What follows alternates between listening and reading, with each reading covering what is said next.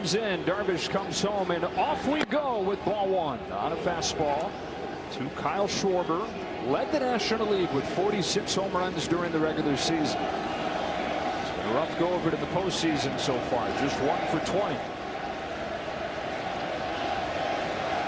On a 1-0 pitch, Schwarber takes a strike. That's his pitch, and that's the window to look for that slider. It's small and breaks, but then he can shape it 3 different ways. And the curveball will have more of a north and south. This one kind of stays in the zone and then just hangs in the inner part of the upper zone. Buckles a lot of left-handed hitters.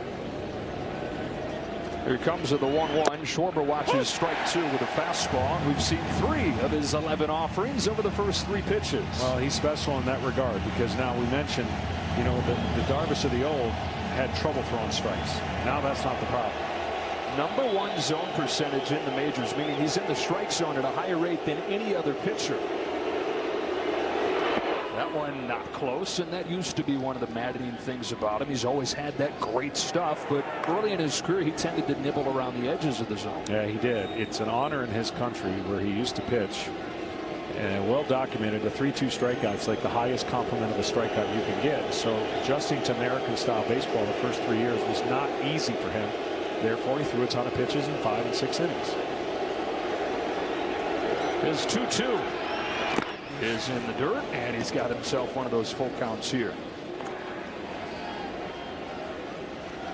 We saw a softer slider. There was the harder one. We saw a spiked curveball.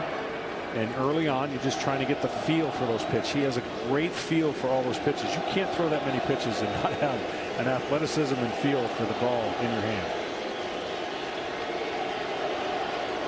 Kyle Schwarber leading off and taking ball 4. So walk for Schwarber begins things against Yu Darvish.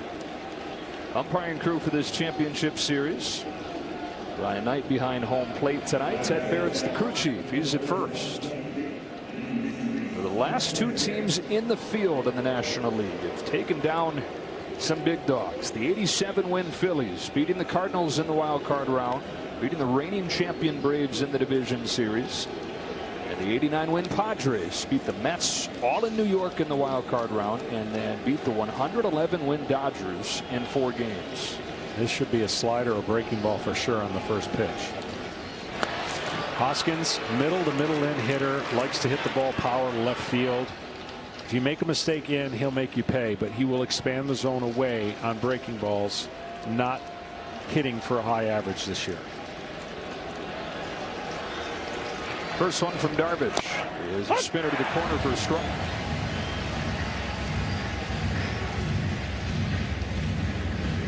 And well, this very aggressive Phillies lineup, 7 pitches, no swings. And that's the way I would have approached him if you could give a pep talk to the offense to say, hey, make him show you he's going to spin those balls for strikes. Because every once in a while now he's overthrowing his fastball, trying to be perfect with it. And he knows that's the beauty of postseason. You watch all this video and you know everything the other guy's going to do and vice versa, and who can execute and who can shock the system of the other side quicker. Like, oh, I didn't see that coming. Why is he doing this? And you can have success. Is 1-1 overthrown again. This one gets by Nola. Schwarber into scoring position, and Darvish all over the place so far. Yeah, he goes lower with his fastball. It's hard to tell as a hitter, though. You know, if he could deviate on pitch to pitch, a hitter can tell you what's coming. But he's actually dipped that shoulder a little too low on the fastballs. And you can see it come out of his hand, just not be square and have that late life that you're used to seeing out of Darvish. So runner in scoring position already for the Phillies. Offense that's been boom or bust for a lot of the year and kind of kept up through the division series. One thing they did do well is sit with runners in scoring position. 371 in these situations against Atlanta. Hoskins takes strike 2. See, that's what Darvish can do. Anytime behind an account he wants to go to that slider, he throws it at about a 68 to 70% strike rate. And his ability to spin this ball looks like a ball coming out of the hand. See how the hitter just kind of buckles and he gets back in the count. On a 2-2, Hoskins with the first swing of the day from the Phillies, and a pop fly into right center field. Trent Grisham is there, 1 away. Well, here's one area where the Padres have a distinct advantage in this series. That is defense. Trent Grisham makes that first play in center field. A Gold Glover in 2020. Left side of the infield especially good. Manny Machado and Ha-Sung Kim, who's graded out as one of the best defensive shortstops in baseball. Cronenworth and Myers on the right side. And Austin Nola, who they rave about as a leader of this pitching staff. One gone in this first inning, and here is JT Realmuto. This is a little bit of strength on strength. JT's pretty good on the breaking ball and slider off of right-handers.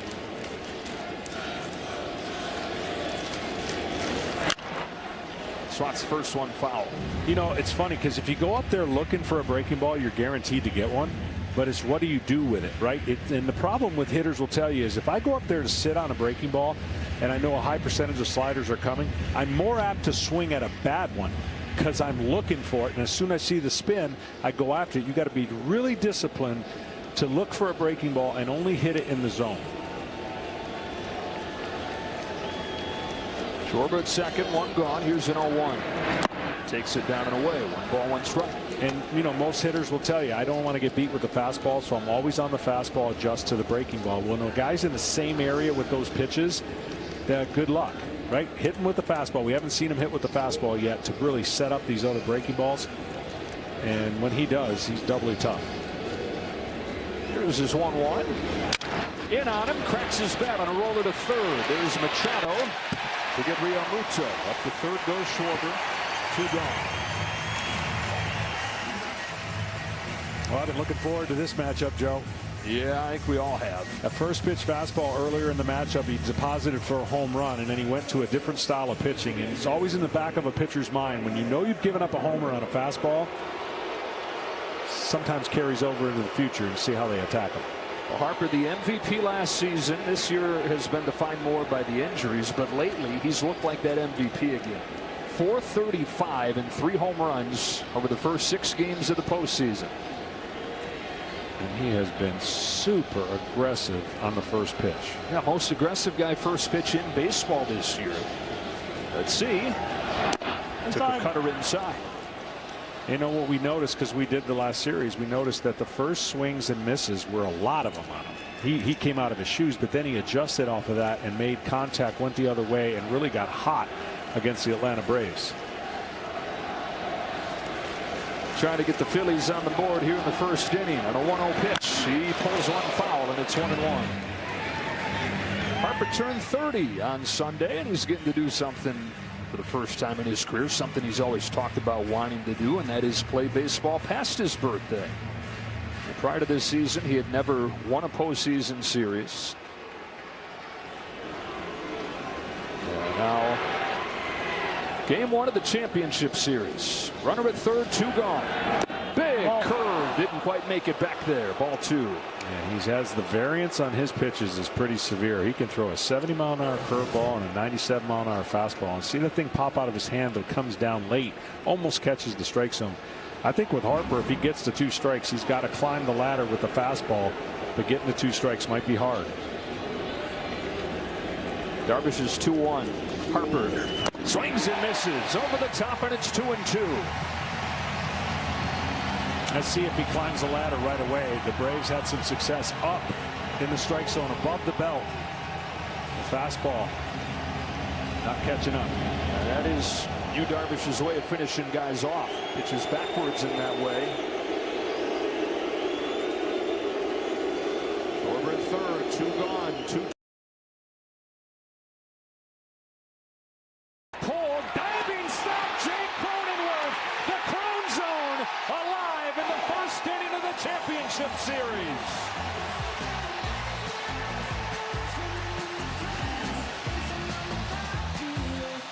Wow, Jake Cronenworth saves a run. And the Padres come to bat after this. Profar leads off, and then back-to-back superstars in Soto and Machado. Josh Bell bats 4th, then Jake Cronenworth and Will Myers. Ha-Sung Kim, the shortstop, followed by Grisham and Austin Nola. And They've got one tough customer that they've got to face off with tonight. 32-year-old Zach Wheeler, who's in his 8th season, pitching in the postseason for the first time here in his 8th year. And John, his first 2 starts, really good. They really have been good, and he could make an argument that that ERA would have been 0 had a play been made, but they're here, and he wants to take the Phillies as far as their starting rotation can. And there's the usage. Again, good pitch mix. A strike thrower, throws hard, effortless. He can throw the ball in, cuts the ball in on left-handers, and he's got a curveball as well, as you saw his changeup. Jurickson Profar climbs in, takes ball 1. Now, the Padres offense for a lot of this season has done enough. And that was the case again in the clinching game on Saturday against the Dodgers. A 5-run 7th inning that was started by a walk from this guy. Profar. Check swing foul, and it's 1-1. Well, one of the difference between the 2 style of pitchers is going to be pretty obvious. One pitch out of the windup, Darvish pitched out of the stretch, but the release point of where they release the ball is going to be pretty different too. Wheeler's about as good as it gets, getting downhill extension, so the hitter has less time to see the ball, and that's why that 98, 97 looks even harder to a hitter, because he releases it almost at 7 feet. Fastball is by him, and it's 1-2. And he's just got great extension on those pitches, and you follow that with any kind of breaking ball. He can go to both sides of the plate, which is a luxury that not a lot of pitchers have today. And he gets down on that front leg and looks effortless. Well, kind of the classic power pitcher. I mean, he gets those long limbs going right. Good luck. That's exactly right. The timing of him is very important, because his elbows, you'll see his elbows more than you'll see his hand till the end. The way the ball comes out of the glove, you see his elbows right now, and then here it comes. And the good and bad about that is when the timing isn't right, the command is affected, because the hand's got to come out and be in a throwing position that when the foot hits the ground, his landing foot, you want all that timing working together. And as you can see, that time off really helped them in the postseason. His velocity just keeps climbing. Fires another 2-2. It's a breaking ball. Pulled to second for Gene Segura. And the first out. A little easier play for Gene Segura there than Jake Cronenworth had to make to save a run, finish off the top of the first. This won't happen next year, but they don't care about next year. The shift and the deep second base play right there in the in-between hop on the grass. That's not that easy. And it's a huge start to the Padres, because that easily would have been a run, of course, for the Phillies. 1 gone in this first inning, and one of the top players in baseball coming to the plate in Juan Soto, who has not had a great time with the Padres, hitting just .236. But boy, you face him as a pitcher, John, I would imagine none of that matters. No, it doesn't. You know, the problem with him, even when he's not clicking, he'll take his walks. And so if you're taking on the San Diego Padres as the Phillies pitching staff, you circle 2 guys. There happen to be batting right now, and the guy on deck. Outside. And you cannot let them beat you. And what you say to yourself is, all right, solo home runs. That's the theory of the postseason. Solo home runs will not beat me. I can't have traffic on the bases for Machado and Soto if we're going to win this series. On a 2-0 pitch. That's high, ball 3. Juan Soto, the centerpiece of arguably the biggest trade the sport has ever seen. August 2nd, A.J. Preller in this front office going for it. Getting Soto, getting Josh Bell, trading away 6 players, including several top prospects, looking for their first championship. On a 3-0 from Zach Wheeler. Soto takes ball 4. You know, we talked about how the Phillies were on the track of the Atlanta Braves last year, and it is similar. But the San Diego Padres are dealing with something the Atlanta Braves dealt with last year. Their superstar has not been able to play this year, and they're making adjustments, making trades, and advancing in the postseason. Braves went on to win the World Series without Acuna. Can the San Diego Padres do that without Tatis? Well, they're off to a good start. And this guy here, John, for a lot of the season, put this team on his back. When coming into the year, it's supposed to be a 2-star show, right? It's Machado and it's Tatis. But as Tatis winds up not playing a game, this guy for a lot of the year has carried him. Yeah, he sure has. He's got the equivalent of the Wheeler long delivery. This guy's got a long swing in the strike zone. Majestic, kind of looks like it's like he's playing in slow motion. The ball jumps off his bat when he gets the ball in the zone where he likes it. Loves the first pitch, goes after it, comes up empty. Power against power. First pitch, strike one. And for Wheeler, he can get away with a couple of those with Machado, but he's going to have to be effective away. Throw in for effect, but throw your slider cutter on the outside part of the plate and see if you can get Machado to reach, maybe pull a ball on the ground for a double play or swing and miss. Stays away with a fastball.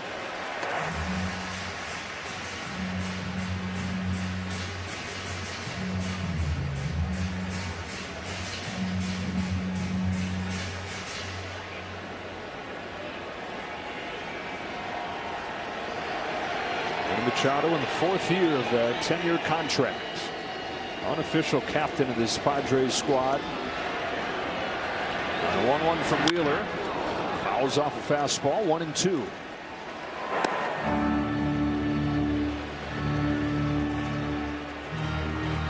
And he says this year he's gotten back to playing the game like when he was a kid. Just having fun. Coming to the park, not thinking about numbers, not thinking about pressure. Truly playing.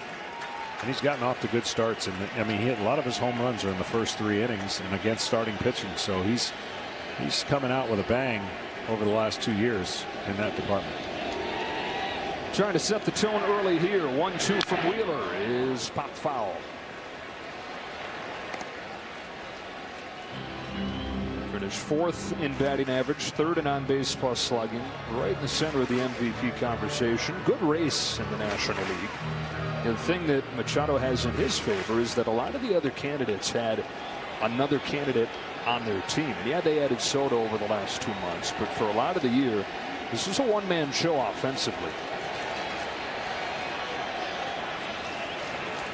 Yeah, and that's when you're attacking a lineup like that. That even speaks more volumes to the year he's had, because he doesn't have that supporting actor, you know, that wins the Emmy, that helps you get to that point. Soto at first, 1 gone. Wheeler home with a 1-2. Ball 2. That one started too low. If he starts this breaking ball in the I don't know, knee area of the outside part of the plate, that's where Machado goes after it. But that ball came out of his hand low enough to where Machado spotted it right away and could stay off that pitch. Rob Thompson, interim tag removed day before the division series. 2-2 to Manny Machado is lifted in the air down the right field line. That is a souvenir.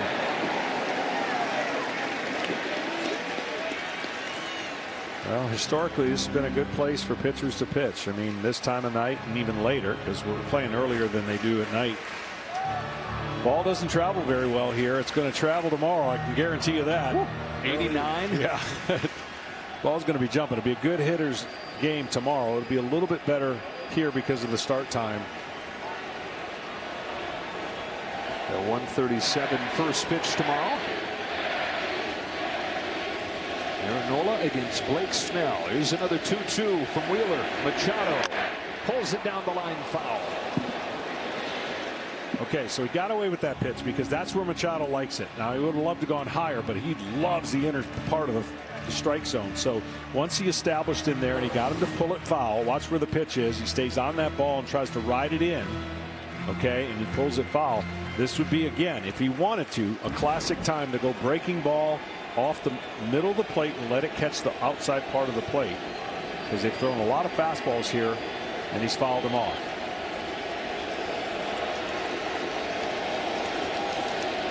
On the 8th pitch, Machado lays off.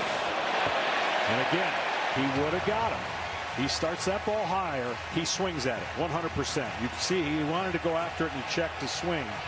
You can do this again on a 3-2 pitch. It starts out of his hand. See how low it starts out of his hand? And even that, Machado wanted to go after. So that tells you all you need to know if you're reading the body language or in the bat of the hitter. If he throws a quality slider right here, 3-2, he will get him to swing at it. Soto at first, 1 gone. 3-2 from Zach Wheeler to Manny Machado. Fastball lifted in the air to left. Schwarber comes on. He will make the catch, so he ultimately wins the battle, does Wheeler. 2 gone in his first inning. These Padres under first-year manager Bob Melvin, the perfect guy for this group, comes in. And Fernando Tatis Jr., we're talking about, one of the superstars in baseball, does not play this year. Manny Machado carries him with an MVP caliber season. Gets some help at the deadline. Juan Soto comes over with Josh Bell. Josh Hader has started looking like the old Josh Hader again lately. They get into the postseason, an underdog against the Mets. All 3 games in the wild card round in New York. They win that series. And then against the Dodgers team that dominated them during the regular season, they take 3 of 4 and advance to the championship series. Josh Bell, strike 1 from Wheeler. Now Bell is the other piece of that Soto trade. He was having a monster year with the Nationals, hitting above 300, but just 192 with the Padres. And similar numbers so far in the postseason. He's done a pretty good job along with the rest of his team and not chasing too many pitches outside the zone. Inside. Got the call there, 1-1. And that's rare for a big slugger like that to be able to stay within himself and not expand the zone and try to get the pitcher in that box. Tremendous take. He either was fooled or it was a tremendous take. Yeah. The Padres only have 1 guy in the lineup tonight that is more aggressive than your average hitter. That's Machado. Most of these guys very patient. There's the first swing from Bell. And it's 1-2. First chance in the postseason for Bell, who spent most of his career with the Pittsburgh Pirates. A lot of losing seasons there. Part of a rebuild. Then he gets traded to the Nationals, and he's like, okay, I'm with the reigning world champ now. Well, they tore it down midway through his first season there. Part of another trade this year and getting his first chance in the postseason. On a 1-2 from Wheeler, Bell chops it foul. One thing Bell will do is he'll hit a lot of ground balls for a big guy, especially if you throw him a changeup. He's looking to hit that high fastball as far as he possibly can. And of course, Wheeler's trying to do the opposite and get the ball down to the big slugger.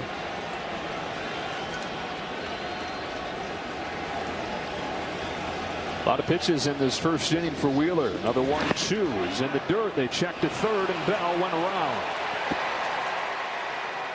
So both these pitchers having to search for it a little bit in the first inning, but both put up zeros. We're off and rolling. The championship pennant is on, and so is your chance to win 10 grand of Big Papi's money by simply playing Fox Bet Super 6. Just download the free Super 6 app on your phone and enter 6 picks in today's NLCS contest for a free chance to win 10 grand.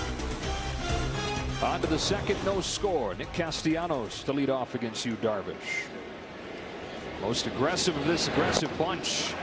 Yeah, a good breaking pitch from Darvish for strike 1. You can see a lot of that out of the San Diego Padres, attacking Nick until he makes an adjustment. Now he's got hits doing it that way, even with 2 strikes. Castellanos enjoying a clean slate here in the postseason after a rough first season in Philly. He's had a 5-year contract and not close to what he had done in Cincinnati when he hit 34 home runs last year, was an all-star. Trying to put all that to rest. But the regular season struggles to rest. Ready news stored here in the postseason. Some good moments in that division series. In an 0-2 hole. And down quickly as Darvish preyed on his aggressiveness.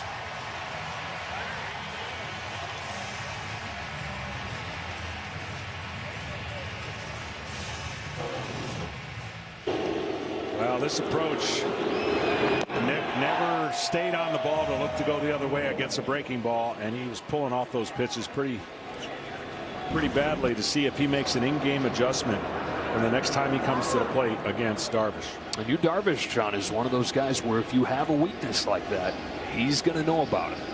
Watched a lot of video, and that's the best way to find out.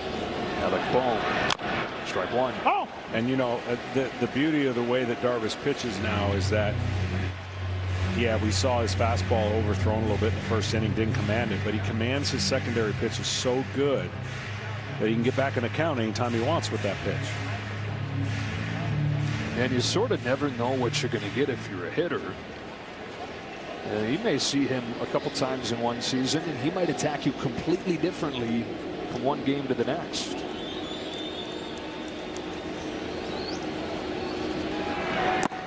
You know how we talked about, I mean, the day and age of getting through the lineup 3 times is pretty much done, because that's what analytics tells you. You know, can't get the pitcher through. And the reason is because most of the pitchers that pitch today show the hitter everything they have, and they full bore the first 2 times. So you really don't have any way of getting them out for the 3rd time when you've showed them everything. Well, Darvish has so many of those pitches. That's why he gets tougher as he stays in the game longer, and as these 2 staffs are 2 of the best for starting pitchers pitching 6+ innings and 2 runs or less. Yeah, the only guy in baseball that averaged deeper outings this season than Darvish was the guy that's probably going to win Cy Young, and Sandy Alcantara. Darvish 6 2/3 per outing. His 1-2 to Alec Bohm is in the dirt. It's 2-2. And again, if you're sitting at home going, how can a guy keep throwing that pitch and the hitter keeps swinging it? Well, he shapes it differently. He changes the speed. If I throw a slider crosses the plate and the hitter takes it because it's firm, then I'm going to sweep the slider, or Darvish is going to sweep the slider and create more break so that it's over the plate and entices you to swing the ball, swing the bat. 2-2. So he's got a 1-seam, a 2-seam, a 4-seam, a cutter, a couple sliders, a couple curves, a couple splitters. You put it all together, and 11 total. Yeah, they can't. I mean, they can't really do pitch comp, right? Uh-oh. Some blood on the knee. Once had the bloody sock game. You got the bloody pant game coming here from Darvish. On a 2-2 again. Comes in on Bohm, pop foul. I think I'm just guessing here, but I think he catches his knee with his spike sometimes, his foot, the way he throws, because he doesn't drive. Watch how close his foot comes when he gets right there. So sometimes you might catch a piece of your leg when you're not trying to, because he has that double hesitation. Yeah.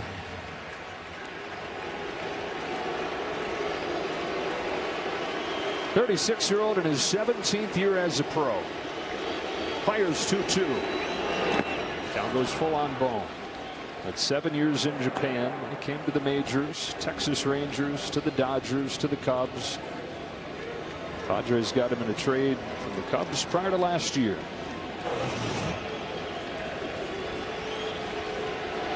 It comes pretty close. Yeah, he slowed him up the entire time. Does he go 3-2 fastball here, or does he stay with the breaking ball? Bohm's been a lot better against fastballs this year. He went with the breaking ball, and it's foul. And so normally, let's just say it was a traditional breaking ball. At this point, the hitter's got the advantage. Right. Because he's seen the shape of it. Well, there's too many shapes of Darvish to make that a blanket statement for him. Now, every one of these pitches, I believe, has been a breaking ball. And so he's been able to kind of make him move his eyes with this different shapes and different speeds. Guy's been called a mad scientist with a baseball. Deals another 3-2. And another version of a breaking ball. Gets Bohm.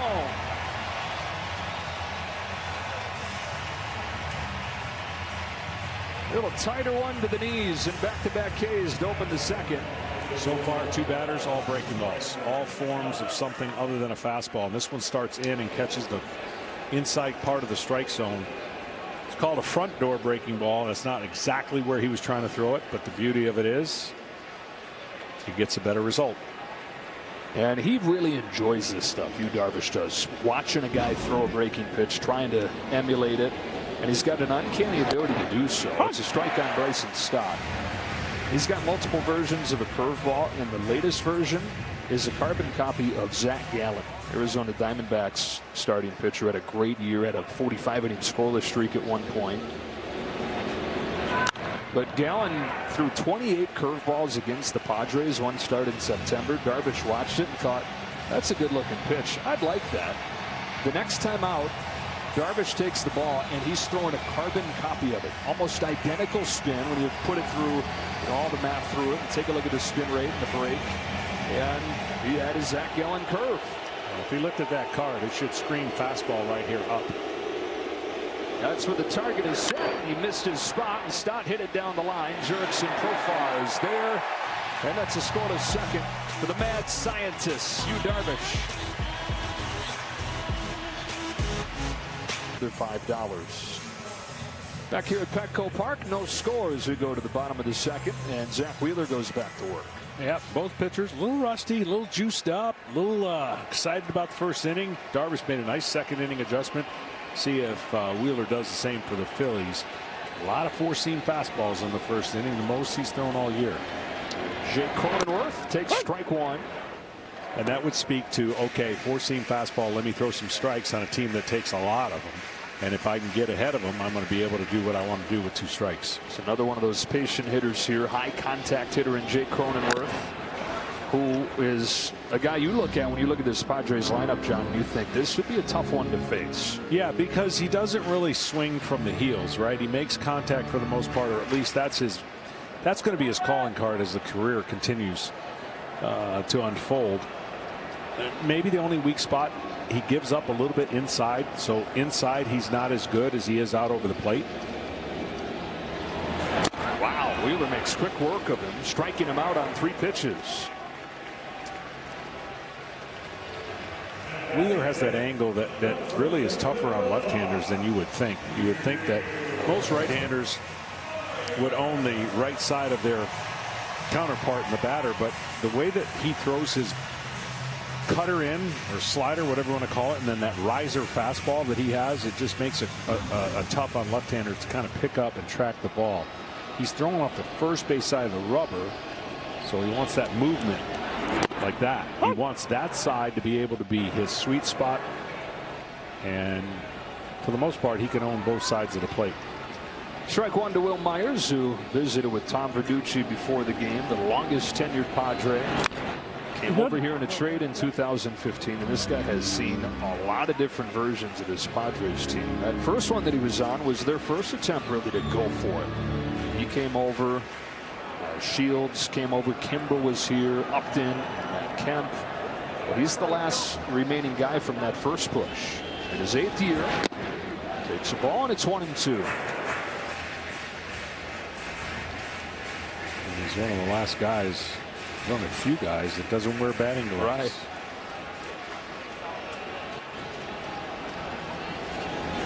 Back-to-back Ks from Wheeler, sticking with the hard stuff. 2 gone in the second, and down to Tom Verducci. Well, you mentioned Will Myers, 8 years in the making for the Padres to win that division series against the Dodgers. How do you celebrate? He went to a local bar and he said, "Everybody drinks on me." What shots for everybody? Total bill, he told me, $1,400. And he said it was well worth it. That is awesome. I guess you got to know the place before you go there, right? You just can't pick a random place. You got to know some clientele that might not take you north of 5,000. Yeah, right. Yeah, let's pick a dive. We're going to be nice, but we're going to do it in a dive. 2 gone for Ha-Seong Kim, who has blossomed here in his 2nd season with the Padres. Sends a fly ball to center field for Brandon Marsh. And Zach Wheeler settles into this game with a 1 championship series.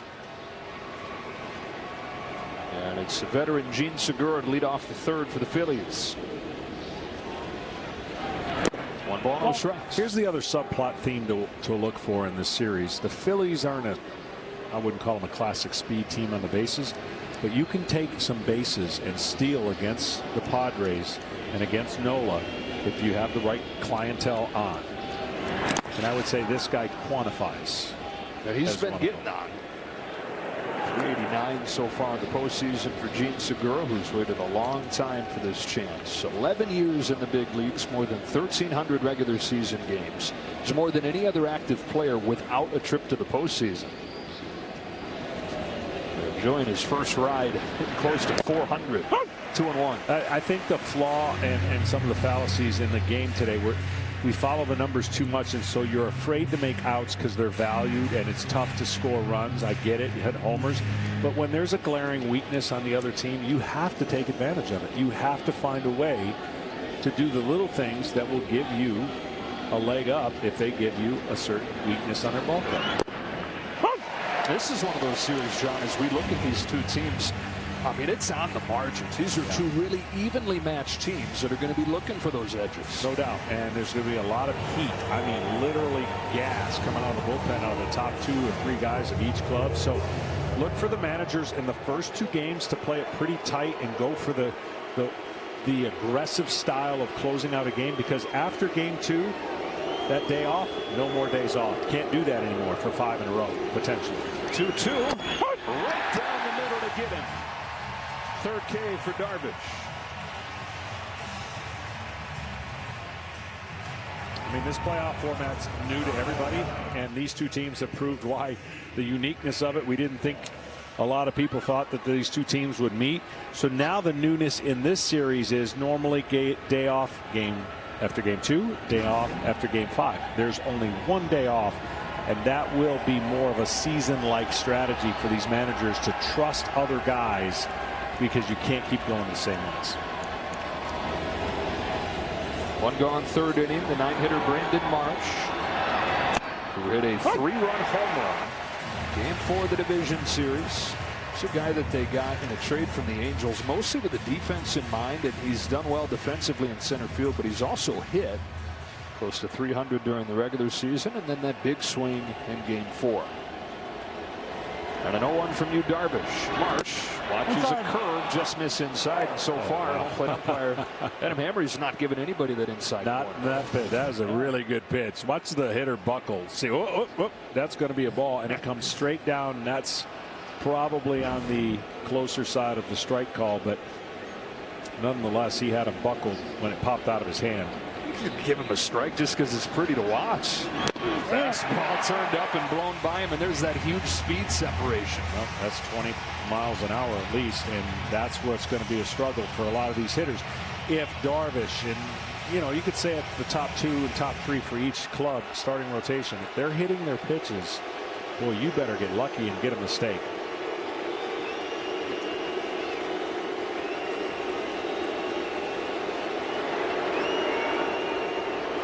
1-2. Darvish getting things rolling, and he's got him guessing. 97 in there for strike 3.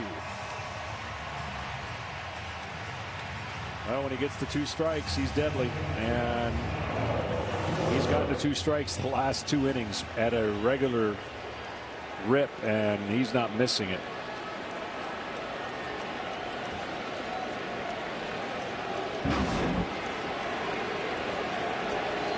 Darvish walked Kyle Schwarber to start this game. He's retired 8 in a row since, 4 of the last 5 on strikeouts.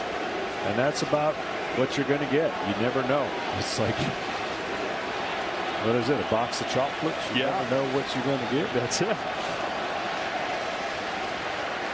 Second look for the Phillies at Darvish, and a big rip and a miss at a first pitch slider.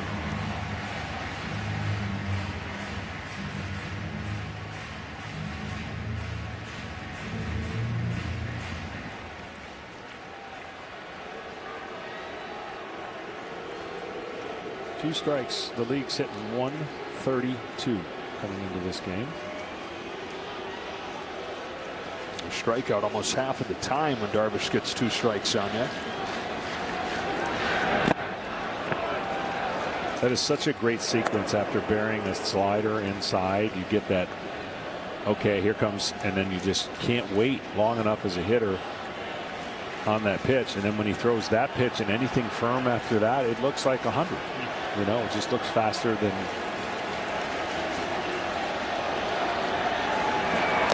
Nasty. 1-2.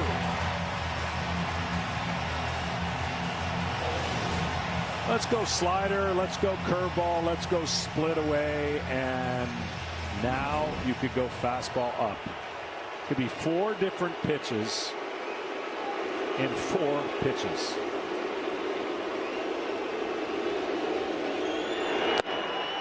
Tried to backdoor it. 2-2.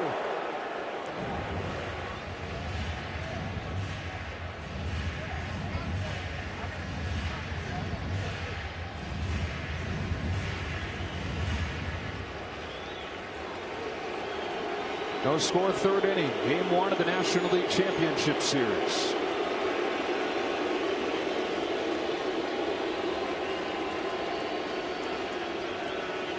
giant killers, these party crashers facing off. Padres and the Phillies. 2-2 to Kyle Schwarber. That's down the line and a base hit for Schwarber, who has reached both times. So the Phillies have had 2 base runners, both times Kyle Schwarber. The third inning kept alive. Let's go down to Ken Rosenthal. Joe, Phillies hitting coach Kevin Long told Rob Thompson that Schwarber had a great session in the batting cage yesterday. I asked Schwarber if he made any adjustments, and he said no, he simply is feeling better physically.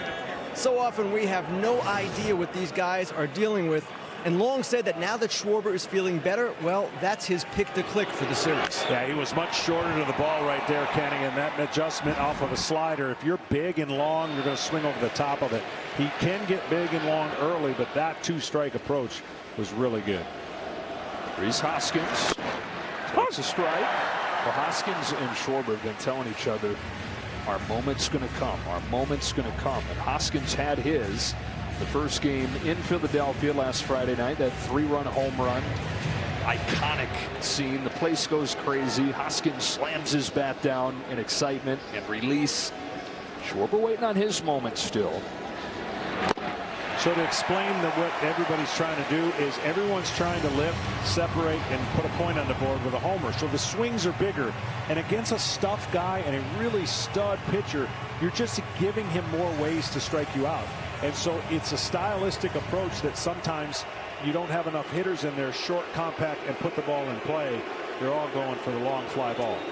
Darvish with fastballs, gets ahead of 1-2, and then finishes him off. He gets 3 Ks in the inning, all on fastballs down the middle looking.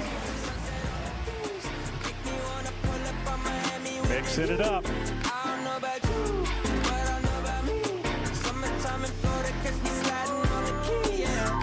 Something's happening inside of me. Excellent. Bottom 3, no score. Back here at Petco Park. One out for live baseball as this postseason continues, and Trent Grisham leads off. It's been his postseason for the Padres. And the notorious patient hitter bounces the first one that he sees to first base, and Hoskins feeds Wheeler. 1 pitch, 1 out. Jack Wheeler in the first inning needed 24 pitches. That's now 9 pitches to get the last 4 outs. Yeah, and I like that because you got to change the scouting report sometimes. You can't. You want bait the pitcher into laying one in there because you historically don't swing at anything, and now you create a little doubt in their mind. But this is the style I thought we were going to see. Who's going to zig when they zag? Because it's pretty evident. We've talked about not swinging type team and a very aggressive swinging team in the Phillies, and they might be reversing the roles. Yeah. Here's Nola. Yeah, they really both have zigged the other zagging, right? You know, these guys being more aggressive. Problem is the Phillies are taking strike 3 right down the middle. Yeah. Don't keep zigging that long. Here's an 0-1. And down the middle for strike 2 on Nola. I've always said when you get into postseason, you know you're going up against a stud on the other team. You're not really pitching against them, but you have him in mind knowing you can't give up many runs. And the rhythm of pitching when they're both good is fun to get back on the mound and do your thing. And like we talked about in the first series, late runs in the late innings. Oh, man. Bouncing ball to Gene Segura. A couple ground outs for Zach Wheeler to open this 3rd inning. Some people would like a 3 spot in the first inning and go from there. But then you know your margin. If you pitch a tight game all the way to the 5th, 6th, and 7th, and a team scores, it feels like such an adrenaline rush because you know you've got to keep it 0-0. When it's 8-0, 6-0, your mind just knows that. Oh, pitch like it's 0-0. Right. Yeah, easier said than done. Here's Jurickson Profar back at the top of the order. With Zach Wheeler didn't have to trick himself his last start. It was 0-0. He was dominant through 5+ innings. There's just 1 base runner against Wheeler, but then 3 2-out runs in that 6th inning against Atlanta. In on Profar, muscles it up the middle on a bounce. Segura's there, and a 5-pitch 3rd inning for Zach Wheeler. No score as Bryce Harper gets ready as we go to the 4th inning. Game 1 of the championship series. Yu Darvish has 5 Ks over the last 2. And he's done a great job just messing with the heads of the Phillies because he's pitching in no pattern at all. So you have a hard time guessing along with them. And they've taken a lot of strikes and swung at a lot of balls. Overall, swinging way less aggressively than they normally do. It's a ball on JT Realmuto. I mean, 3 strikeouts last inning on 3 fastballs down the middle. That's a perfect example of a team who doesn't know what to expect. Yeah, the only trend I can see right now, if you're following along, is when he wants to get back in the count behind 2-0, 2-1, it's a breaking ball.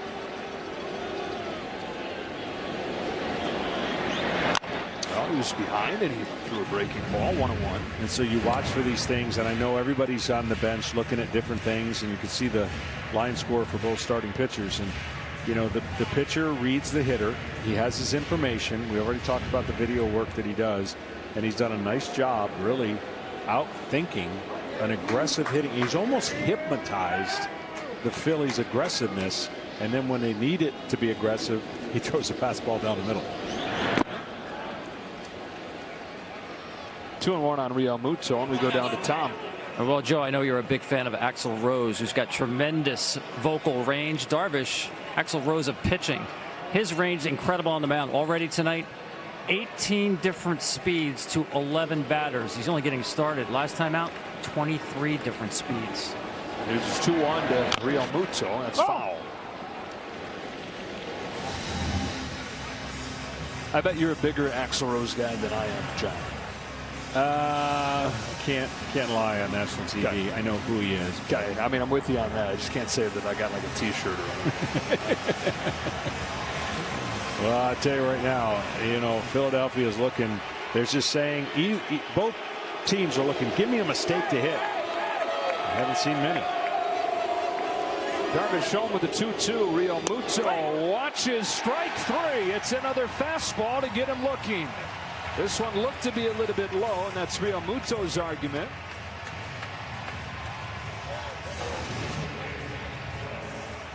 This is what I love about pitching, the cat and mouse game, and then, you know, Realmuto thought that was low, but you basically got all this information to be able to pitch backwards, and then you can flip a script on him again. Like he'll probably, I would say, in the 5th and 6th inning, may go more fastballs early and then breaking balls late. You never want to have that hitter feel comfortable that he knows what's coming.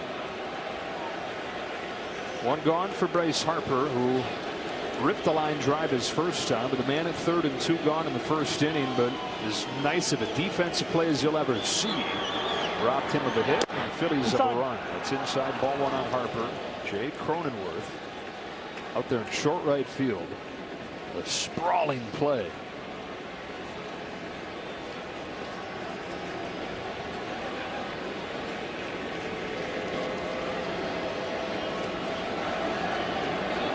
Darvish comes home, and the reigning MVP Bryce Harper lifts one the other way. That sends Profar back. Is it too high, or did he get enough? He got enough!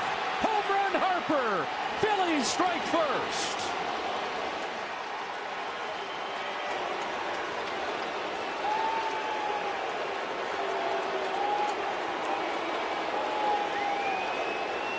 It was way up there, and when it came down, the Phillies found themselves with a 1-0 lead in Game 1. Well, Harper got one out over the plate, and he did that off of Jansen in a game that they had well in hand that closed out the Braves. And his ability to hit a ball out is just as good as his ability to hit the ball in, and it's almost like he's got that fall away approach swing, but he's so strong that he can hit it the other way. 4th home run for Bryce Harper in his last 6 games.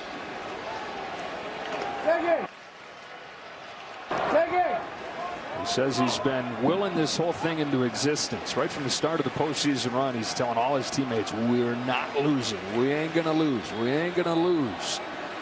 They've only lost 1 game in this postseason so far.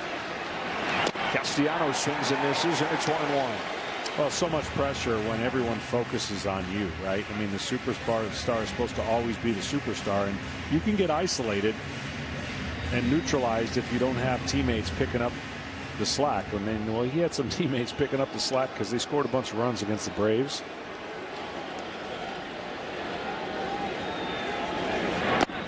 2-1.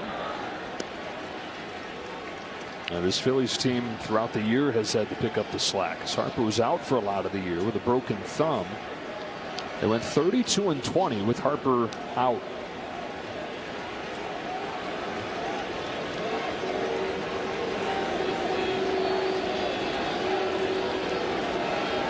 A 2-1 pitch. Fouled off 2-2, and we check in with Kenny. Bryce, you just yelled at your teammates when you returned to the dugout, stay on the heater. Is that the best approach against Darvish tonight? I mean, he's tough. I mean, he's always been tough. So, I mean, that's the plan that I'm going to take up there for the next couple at bats. You know, I just think we got to, you know, keep going, keep having good at bats, and try to take this crowd out of it as quick as possible. Did you think that was out? I wasn't sure. You know, I thought I got enough of it. It might have been a little too high, but I'll take it 1-0. Bryce, thanks a lot. Thank you. So the postseason leader with his 4th home run. Darvish back home with the 2-2. Castellanos off balance, serves one in the air to left field for Jurickson Profar. Carries to the edge of the track. 2 out. We look back at Harper's homer. Well, watch the swing. I mean, it's still a pretty flat swing for a high fastball, and he gets enough of it to where he's like, okay, maybe, and just enough here in this ballpark. We were talking about it. You were early on in the game. Be interesting to see how the ball carries here. It doesn't always carry great. That one carries out. Well, and Darvish in the last 2 years given up 50 home runs, and he's going to be a fly ball swing and miss type pitcher, and you get lucky enough to get a few of them.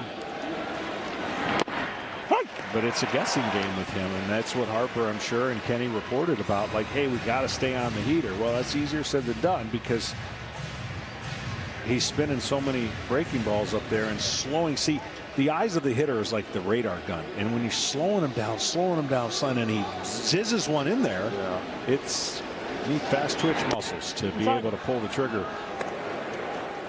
And those home runs have been the only way to get to him so far this postseason. Darvish has given up 5 runs on 5 solo home runs, and that's the name of the game. That's the name of the game. If you get beat on solo home runs, it is just tip your hat because it's rare.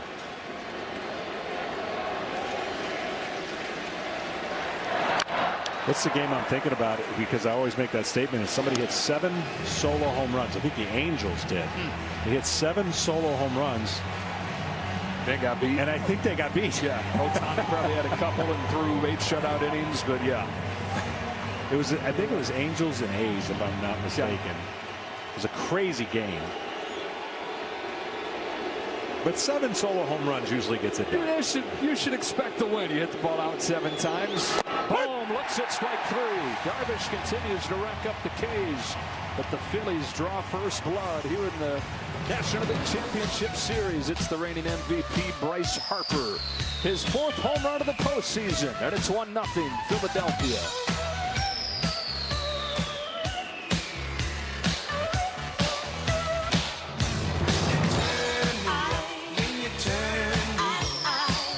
My dad was a heart. Dotted with superstars, one of them with a home run in Bryce Harper. 2 of them coming up here to open the 4th inning for the Padres in Juan Soto and Manny Machado. Soto so good with the bases empty on getting on base. And that's just been his calling card, right? He will not expand the zone. He'll pass the baton on to his teammate. Ground balls on pitches down. You get the ball up over the plate, and you're going to risk what Harper did. Well, Wheeler has thrown him 6 pitches, and they've all been balls. The rest of the game, he's been pounding the zone, and he's adapting that strategy you always use. Those superstars are not going to beat me. Yeah. It would be nice, though, to get ahead of those superstars and pitching behind. But 24 pitches in the first inning. Since then, coming into this, 13 pitches and 12 were strikes. Tells you when these 2 guys are up. So 3-0 on Soto.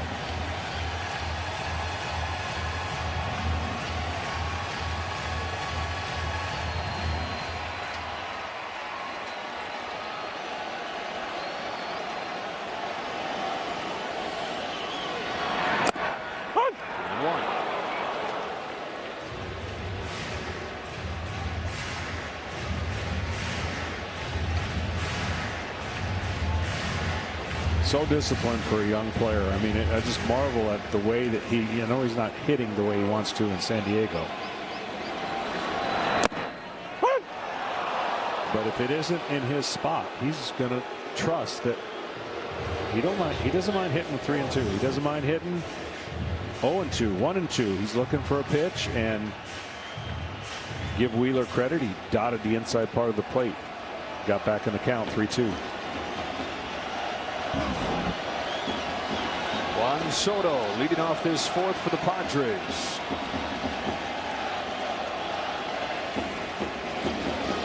Already got a world championship under his belt.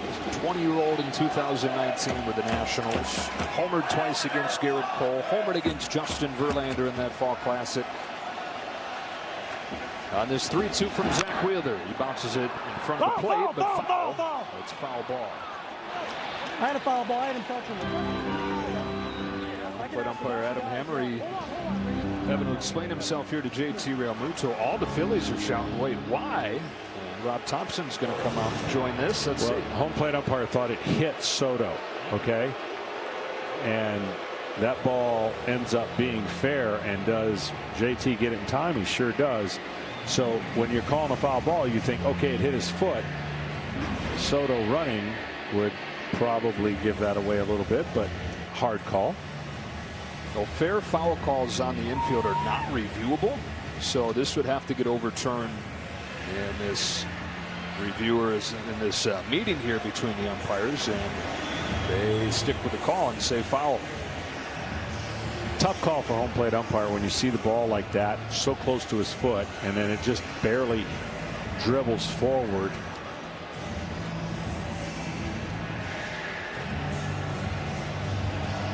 Tough call, but a big one. Got to throw another pitch to Juan Soto.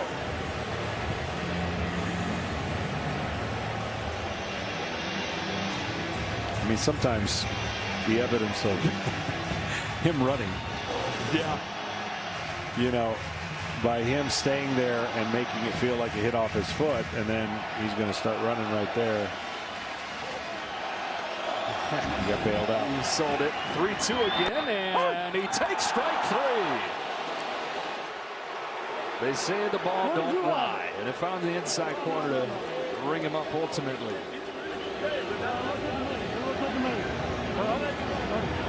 Fourth K for Wheeler. Well, 3-0 count, and he comes all the way back and makes pitch after pitch after pitch. These are perfect pitches. Now that one maybe as perfect as they come, but wasn't called a lot on that side of the plate. But I think all in all, it evened out. Yep.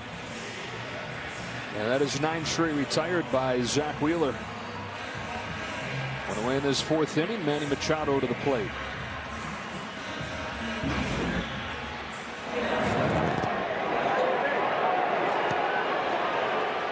Saw 9 pitches his first time. Hammers this ball on a line to center field, right at Marsh. 2 out. Just missed it. Well, earlier today, the Yankees took the series that just would not end in 5 games in 9 days. Guardians, right? Harrison Bader, 3 home runs, 3 of the 9 home runs the Yankees hit in that series. And so 24 hours after they finish off the division series win, they will play game 1 in Houston. It'll feel like a regular season. No day off, travel, get there in the night, but they're traveling with a lot of motivation. That is after our game, which we'll have coverage beginning at 3:30 Eastern, 12:30 Pacific tomorrow. 1 ball, no strikes on Josh Bell. Blake Snell for the Padres, Aaron Nola for the Phillies in game 2. Here's a fly ball to right center field that he hooked off the end of the barrel, and an easy play for Marsh. End of 4, 1-0 Phils. One is presented by Loan Depot. So many prettier spots in baseball than Petco Park here in San Diego. Bryson Stott leads off the 5th for the Phillies. They lead 1-0 in a Bryce Harper home run. Strike 1 from Yu Darvish. Harper's home run, his 4th of the postseason already. And now the Phillies bring the bottom of the order up there against Darvish. Stott flied to left his first time.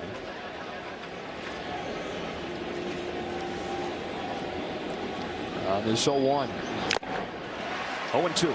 Well, this is living exactly up to what we thought this would be, a tremendous pitching duel. The first 2 games should be exactly this way. These are 2 really good pitching staffs that in the front end of the rotation can quiet a really good offense. And even if it's an opportunistic offense, Darvish is proving at the 7 Ks he's got what it takes to pitch into the 6th, 7th inning of this game. Looking for another. His 0-2 is in the dirt. Yeah, these are 2 offenses that have hit enough, obviously, to get him here. But the pitching staffs. Phillies have a 2.55 ERA. Starters have a 1.44 so far in the postseason. Padres at 2.80. Got some good starting pitching. The bullpen, especially the back end of the bullpen, has been dominant.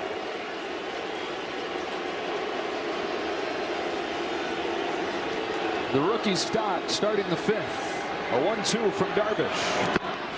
Checks his swing. No swing. And you know what's interesting about both these teams towards the end, it didn't look like who wanted it. Who wanted to secure their postseason play when you had the Brewers nipping at both these 2 teams. The Phillies went through an 8 out of 10 loss late. And then really it clicked for both clubs, and both managers said, you know, we put it together. It took a while for Bob Melvin to learn his team, learn the personnel, coming here on the scene as the new manager. You're so right, though. Really, it didn't totally click until the postseason. Right. I mean, the Padres were below 500 from the end of June on. The Phillies were 15-20 over their last 35 games, and the Padres got it going a little bit towards the end of the regular season. But neither one of these teams just took off. Hot right in time to take down some giants over the first 2 rounds. Another 2-2 to Stott. Bouncing ball. At first base, Myers race to the bag, and Myers just barely gets his foot there.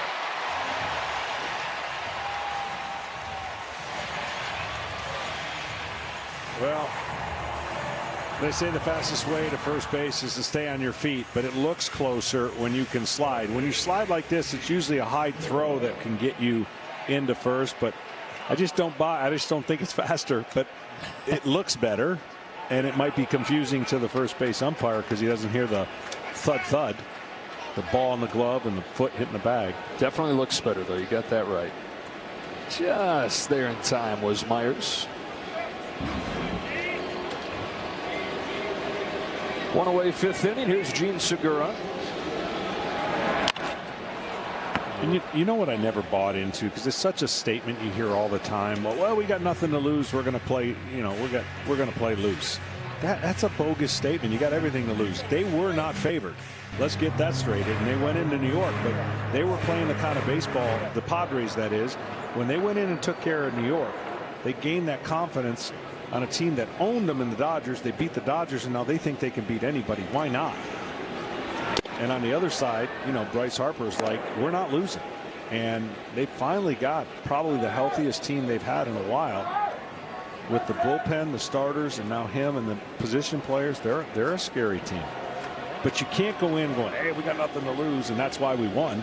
Well, if that was the case, you'd do that all the time. Right. Bounce it to short. Ha-Sung Kim. 2 out. Well, the finalists for the 2022 Hank Aaron Award have been announced, and fans can cast their vote for the top offensive performers in each league at MLB.com/Aaron. Voting ends October 24th. You know, the Padres, that little surge towards the end of the season came after Bob Melvin, in the words of Jake Cronenworth, got mad at him for the first time. It was September 15th. They got shut out by Arizona 4-0. And Bob said, I just didn't feel like we put up much of a fight. And so he held a meeting after the game, got after him a little bit. Here's Marsh. Rounds one to first for Myers. Next day they had a players-only meeting. They ripped off a 5-game winning streak from there. They've been better since. Bob Melvin, the right time for a meeting like that. The right time. Why does that happen every time I text you? Do not disturb thing pops up. You're out there golfing. That's right. Relax before the big game. I get it. You got to get your nerves right. Jake Cronenworth leads off this fifth for the Padres, who are still looking for their first hit against Zach Wheeler. Fly down the line. Schwarber's over there, and on one pitch, and this has happened a few times, Zach Wheeler gets the first out. Let's go down to Ken Rosenthal. Joe, Zach Wheeler went on the injured list from August 25th to September 21st with right forearm tendonitis. Now, he didn't want to go. He wanted to battle through it, but the Phillies thought this was the best plan for him, even in the middle of a pennant race, to protect him for the rest of the way. Well, their plan worked. His velo was up against the Braves. It is up again tonight. 2 to 2.5 miles per hour for each pitch. And he's been leaning on that pitch, Sean, throwing the four-seam more and more here this postseason. Strike one on Myers. Well, it's late life, low three-quarter. It looks like he gets underneath it, but he's really not. He's on top of that fastball, and that's that extension I was talking about on how the hitters can't pick it up. Oh, by the way, he's got a weapon that he's been saving.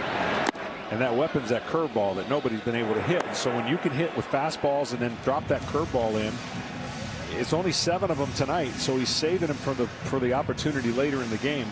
So far in the postseason, 0 for 12 with 6 Ks on that pitch. Looking like a throwback tonight, Zach Wheeler. No. That breaking pitch misses, and it's 2-1 on Myers. Well, the ERA for Zach Wheeler since taking the month off that Kenny was talking about, 132 over his final 3 starts of the regular season, first 2 starts of the postseason, and the 4 zeros so far tonight. That's up the middle and a base hit. First one of the game for the Padres comes from their longest tenured player, Will Myers. Well, the bat stayed in the zone, the ball stayed in the zone. Probably the only mistake he's made so far tonight, and Myers took advantage of it. Ball leaks in inner half of the plate, trying to go away, but watch the ball leak in. See how it leaks in right to his barrel. Even though he doesn't super square it up, he hits it up the middle. The first hit. Now this guy that's at the plate, this is their rallying guy. You may not know much about Kim if you haven't followed or are not a fan of the Padres, but they love this guy. He can be overmatched at the plate, but comes up with big hits. He's getting better and better, and defensively, he's locked at short. Well, if you don't know a ton about Ha-Seong Kim, let's tell you a little bit about the 27-year-old. Just turned 27 yesterday. 7 years as a pro in Korea, where he was a superstar. He's known for home runs and fun bat flips after the home runs. Came to the majors last year, struggled mightily. Really just spot duty over the second half of the year. He's been a whole lot better in his second season, though. Here he pops up to first. Rhys Hoskins will put it away, and Kim is out number 2. But he's the guy, he's the one that comes in the dugout dancing. He's the guy that they have rallied around. He's energy. He has really become a favorite of that ball club. And it's funny because we were talking about Melvin. He said he was flying in this dugout. He had to catch him. He missed the first 2 steps. He said he would have face planted, but they love him, and he's gotten better and better. And like I said, he's in the middle of some big hits this year. They said last year he was kind of like the mascot. Well, this year he's got all those endearing qualities, but he's got the production to go along with it. Well, this is what all you need to put a period on this statement. When Tatis comes back, a lot of people feel like Kim will be the shortstop. Hasn't just saved the Padres this season. He's unlocked something moving forward. I think Tatis is going to play center. Trent Grisham trying to have something to say about his spot in center field. He's been a different guy in this postseason, hitting .364 with 3 home runs. Cannot even describe how bad of a year has got to go for him to do this in the postseason. Saves your year. You don't even, if he keeps going at this pace, you don't even look at that year. Wasn't it the worst batting average in all of baseball? John, he was completely lost. He was hitting 184 during the regular year. It was closer to 100 over the last 2 months. And so the last 2 weeks, he wasn't even playing every day. They were playing a rookie Jose Azocar. And then they debated whether or not to play him every day in the postseason. They said, okay, we're going to do it. And all he's done is homer against Scherzer and DeGrom. And he's been one of the top hitters in the league in the postseason. Checked his swing. And it's 1-2. Oh, that one looked tough there. That one looked like he went. And I think he did, but made the appearance look like he did. Kept his elbows back as long as he could. The way Bob Melvin put it about Trent Grisham, he went from being completely beaten down to our MVP through 2 rounds. Out of the 8th spot.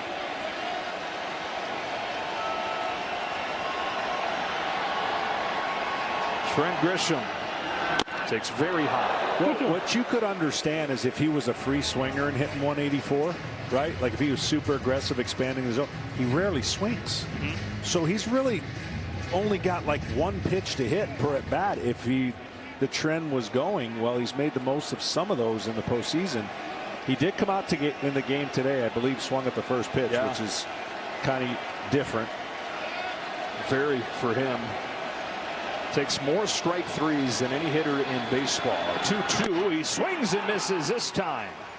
Zach Wheeler gives up his first hit of the night, but still no runs in a 1-0 pitcher's duel in game 1.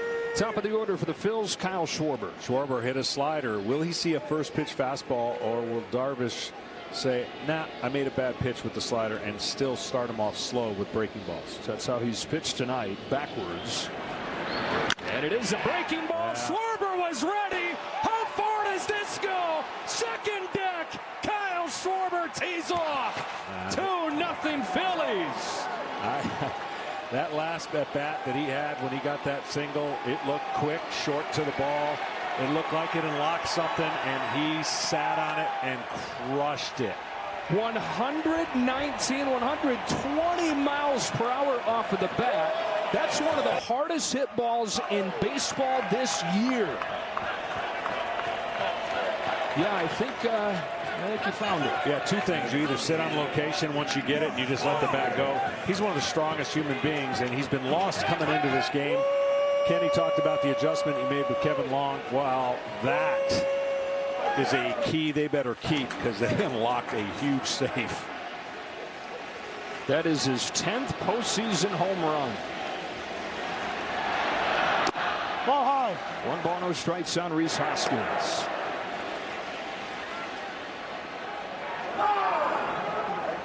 Kyle Schwarber came into the game 1 for 20 in this postseason. Walk, single, missile.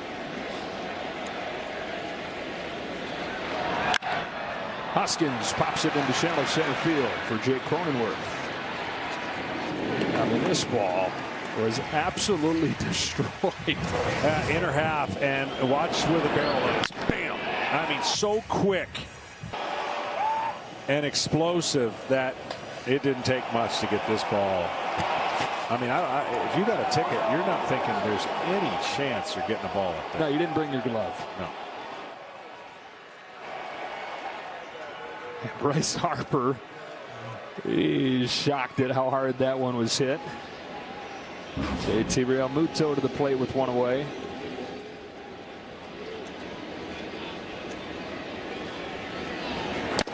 Ball. 1-0.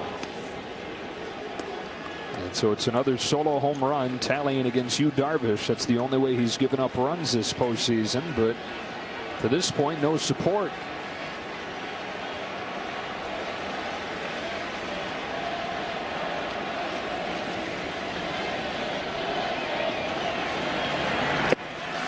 Well, the first time he went through the lineup was an even split between 4-seamers and cutters. Second time he went through the lineup, it was 4 times. 46% 4-seamer and 12% cutter.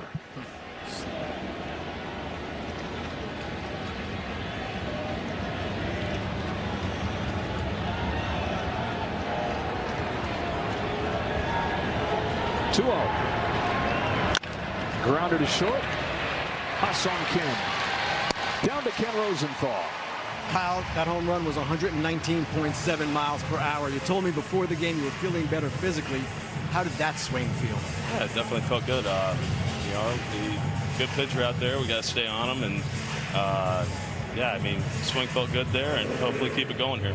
Kyle, thanks a lot. Joe, back to you. All right, Kenny, it was the hardest hit home run of Kyle Schwarber's career, and confirm it is the 4th hardest hit ball in baseball this season. 488 feet.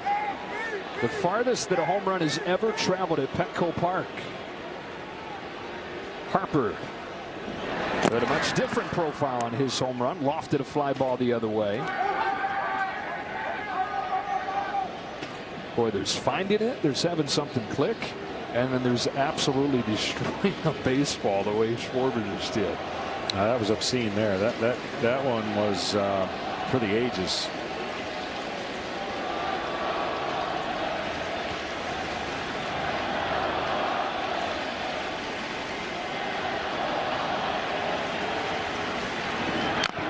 Oh. 1-1. Well, when you look at how quick this is, it's just straight to the ball. I mean, he's a handsy hitter, right? His timing of his upper half, he uses his lower half, and when he's squatting and using his lower legs, there's nobody stronger in the game. And he can get disjointed. He was disjointed and something connected him back. Same thing with Harper. Very violent upper body swing, but his lower half is the reason why he can do that, and it's the reason why he can hit it all over the ballpark as well.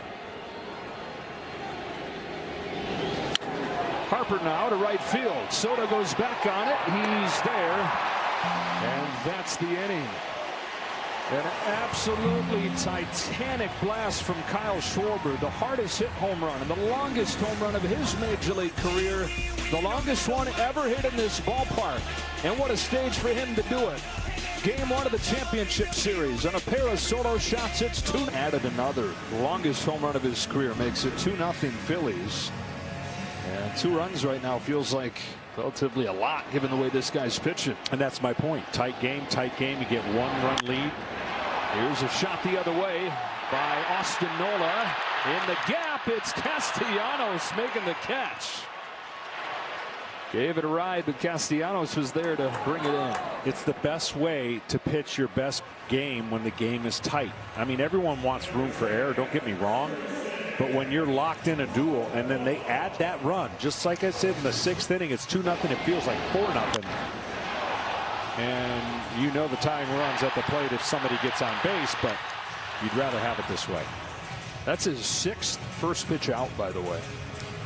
It's amazing, and they've figured out what they're talking about in the dugout is, hey, look, this guy's throwing strikes. And so our patient approach, we're just going to get the 2 strikes faster than we want to. Let's find one in the zone and let's let the ball, don't let it travel, go get it. And so far they haven't beaten them over the fence. Again, the Padres on the season, one of the most patient teams in baseball, flipping that script tonight against Wheeler. And the 1 long inning in the first, nothing doing since. Jurickson Profar swings and misses, and it's 0-2.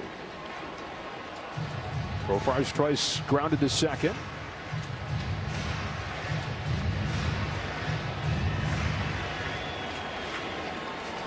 Zach Wheeler home with an 0-2. 1-2. 8th big league season for Wheeler. First 5 seasons came with the New York Mets. And on the 3rd year with the Phillies, he has been exceptional. There were some people that questioned the deal when it was signed. He had been full body work in New York, an average pitcher. Signed the deal for much more than you would normally see an average pitcher get, with the Phillies thinking that, you know, you had some distance from those injuries that he had dealt with and that he was ready to blossom, and they were right. And that's the deal, right? He dealt with some of those injuries mainly because of the way his ball and his hand come out of the glove, his elbows and shoulders, got that Tommy John. Now he's connected again.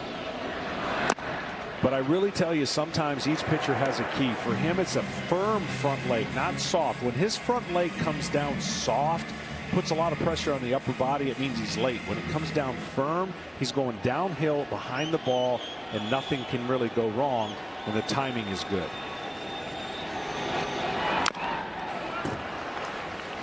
And it really is the foot placement. Sometimes, to explain it over the air, do you put your foot down and drive it, or do you softly put it down and pitch around it? That's the big difference. You got to get down and drive it. And look, he's got electric stuff that doesn't look electric when you just watch him throw. It looks like, oh man, he's playing catch with the catcher. Here's his 2-2 to Profar. Top of the zone, strike 3. Adam Hamry goes up above the zone, it looked like there. 2 gone. Well, if he had to execute his game plan, he's executed it perfectly. That ball might have been above the zone, but it had tremendous movement. What did we say in the beginning? You got to face Soto and Machado with nobody on. So far, so good if you're a Phillies fan watching Wheeler go at it. Soto, who walked his first time, got ahead 3-0 his second time before Wheeler came back to strike him out on a curve. First pitch, breaking ball for strike one. Every time I think he might be aggressive early in the count, he just, again, is willing and confident to know that he can hit with 2 strikes, 1 strike. He's waiting for his pitch.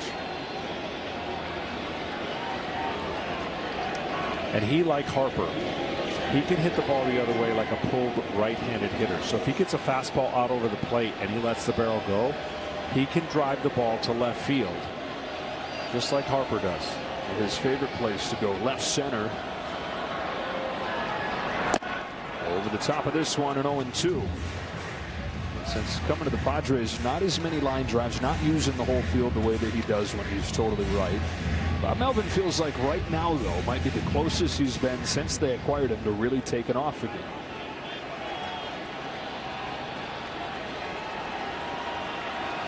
And an 0-2 from Zach Wheeler. Soto bounces it foul. Well, and even talking with Bob Brumley, it's like when you're facing somebody on the other side, don't tell me what they're doing now. You know what you're capable of, and it's the flip, right? Rob Thompson. Hey, I know what Soto's capable of. Whether he's locked in or not, he's not the guy. I'm more concerned with the other guys. I know what he can do. Down swinging here. Zach Wheeler with 6 scoreless innings. Now the Padres just 1 hit tonight against Zach Wheeler, and they trail 2-0 as this game goes to the 7th. Nick Castellanos leads off for the Phillies. Darvish comes home. Strike one. I mean, this is what the Padres do. Slow heartbeat, not getting carried away. They're in a lot of close games. They were down 3-0 to the Dodgers, and then boom, boom, boom. And they just play a lot of these games because their offense tends to be in this ballpark on the lower scoring game, because this ballpark doesn't produce a lot of homers, but where their pitchers keeping them in it. Yeah. And there you have it. I mean, Wheeler has been unbelievable. Darvish has equaled it, just made 2 mistakes. And Darvish is hoping that the theory that I keep talking about won't get him a loss, because solo home runs usually don't beat you. A couple of them tonight. Harper and Schwarber both going deep for the Phillies. Castellanos slips it ball one.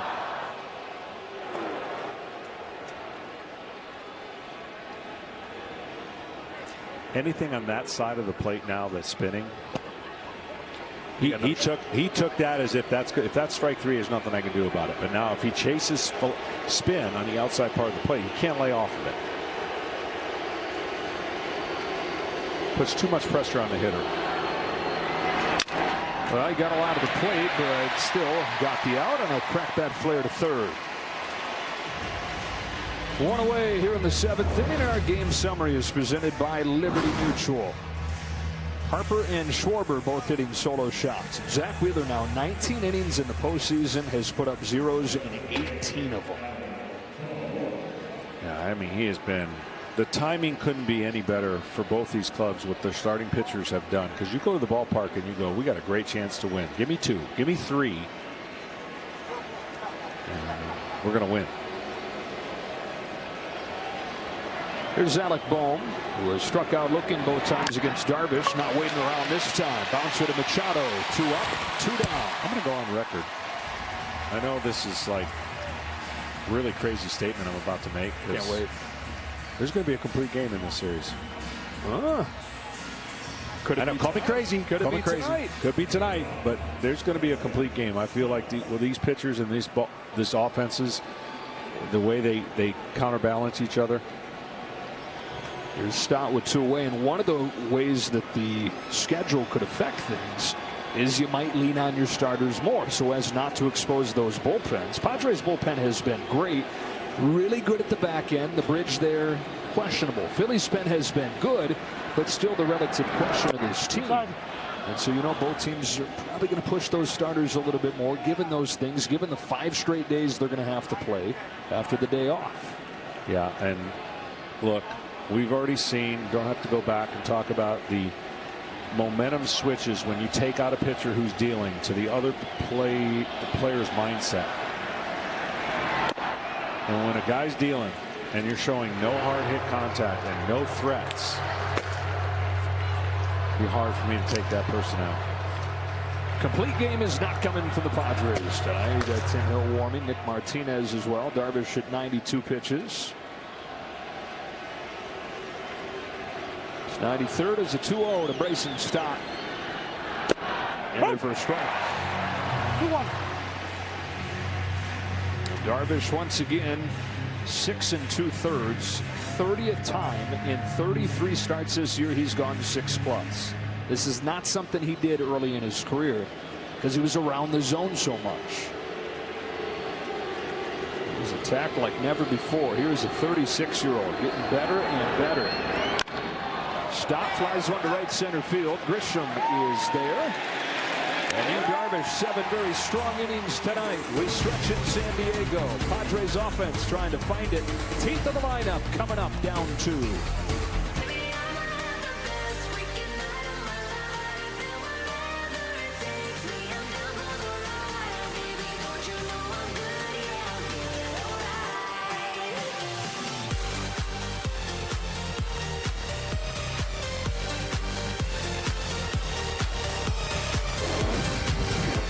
Well, you know you're doing something impressive when your peers are making faces like Bryce Harper made there on that Kyle Schwarber home run, the longest home run ever hit in this ballpark.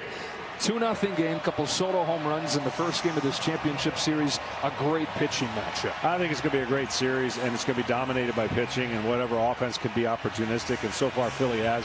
Darvish tough on left-handers. Both left-handers hit the homer, and I think for Philly, you're going to ride this hot hand as long as you can. He's only got 71 pitches.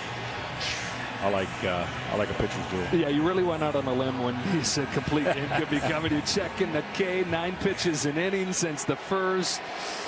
Yeah, tonight could be the night. Machado and the Padres trying to have something to say about that. Zach Wheeler dominant so far. Comes home and Machado takes ball 1. Padres have just 1 hit. They get Zach Wheeler. There's a single from Will Myers in the 5th inning. He's walked 1. He's struck out 7. Machado, Bell, and Cronenworth up for the Padres here in the inning that was the magic one for him in Game 4 of the division series against the Dodgers. Scored 5 runs to erase the 3-0 deficit. Machado scorches it foul. Well, this is one of the best pitch sequences against one of the great hitters in the game. When you think about what he's able to do, he gives him a little bit of a wrinkle there, and then he even gives him a little wrinkle below that. So he gets him in a tough spot and then throws an inside two-seamer that runs away, and then the curveball changes speed away. And he had Soto thinking completely opposite of whatever he thought was coming. Falls behind Machado 2-1.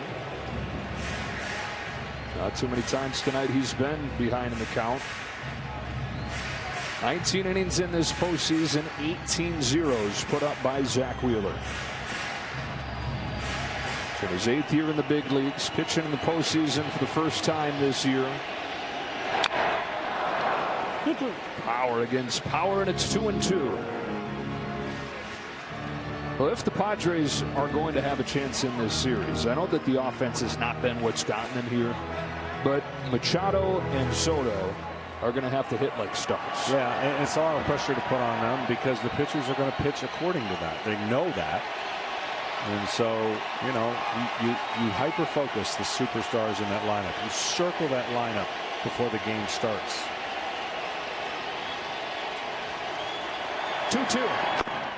Cross up, including the umpire.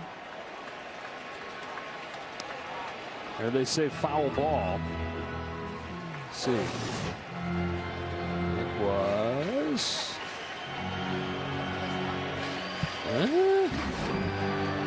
Heard some stuff. Not. Yeah, 3-2. Clank. Look, thought it was a foul ball, and it's just coming down as a 3-2 pitch, I guess. Yeah, then they just now shifted the scoreboard in the stadium to say 3 balls, 2 strikes. A payoff pitch. Manny Machado skies it to right. Castellanos coming on. 1 away.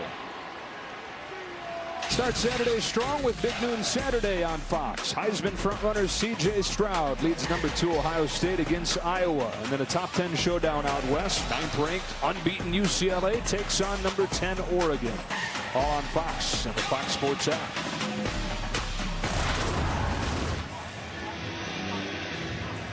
Well, Wheeler's pounding the strike zone. Coming into this inning, 16 of the first 20 strike ones, right? That's an 80% clip. That's going to get it done. It's going to be putting the other team in a hole. There's another. And that's been the MO. That's why you get some quick outs. You got that team to get out of their game plan of taking, because they're very good at making the other pitcher work, not swing a lot. That's a bullet, but right at Segura. 2 gone in the 7th.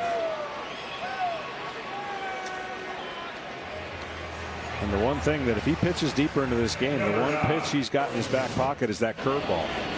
He's been getting outs with fastballs, and this series could very well come down to who gets the most outs with fastballs with their starting pitching.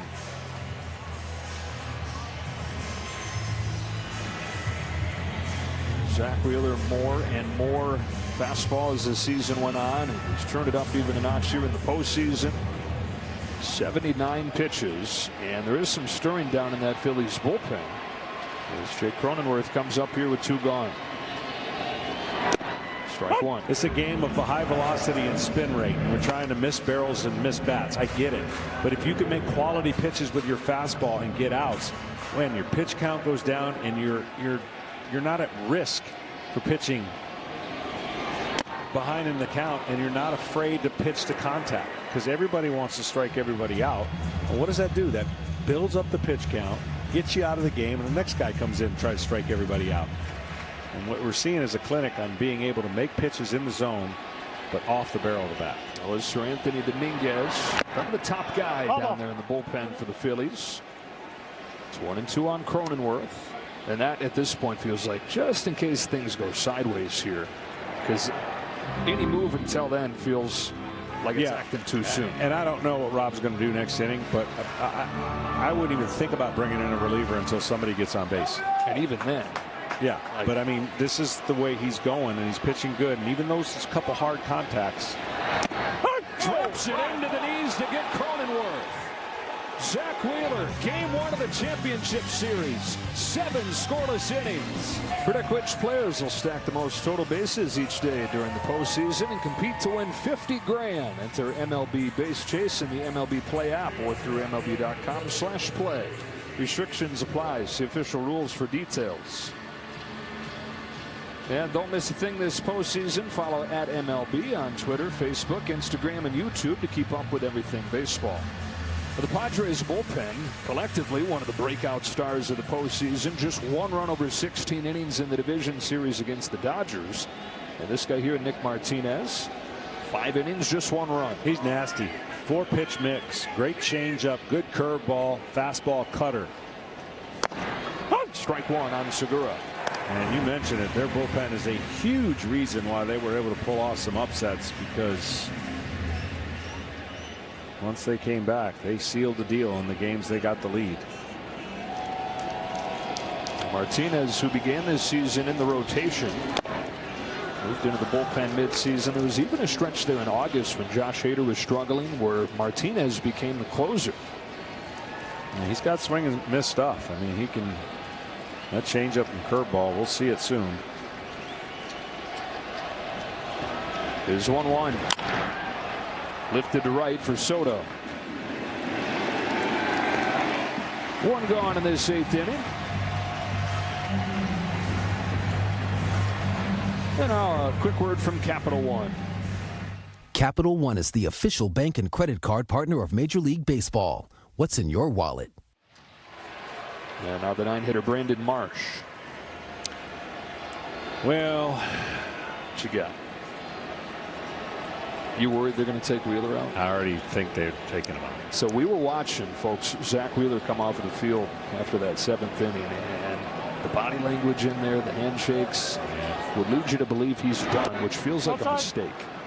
Well, I mean, given the way that he has pitched the last 5 or so starts and the time he had off, I mean, a regular season, absolutely no chance they take him out of the game. But looks like they may take him out of the game based on who's warming up and the handshakes he got. There's that change. Oof. But I mean, he's at 83 pitches. They've hardly touched him. I know there's a line drive from Josh Bell last inning. It's not like the top of the order is coming up. It's going to be 6, 7, and 8. It just seems like overthinking it. It might be 2-0 game. We talked about the series with only 1 day off.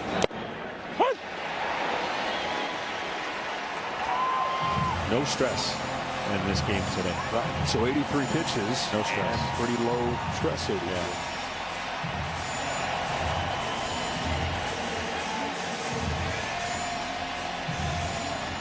It's like we're going to find out. 8th inning, 2-0 game 1. Martinez fires and Marsh hacks it foul.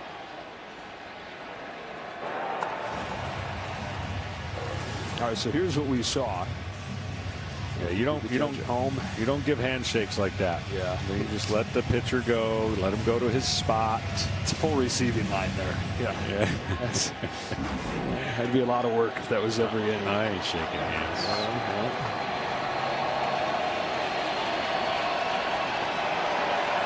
Marsh is 0 for 2 in this one. Waits on a 1-2 and chases a big hammer.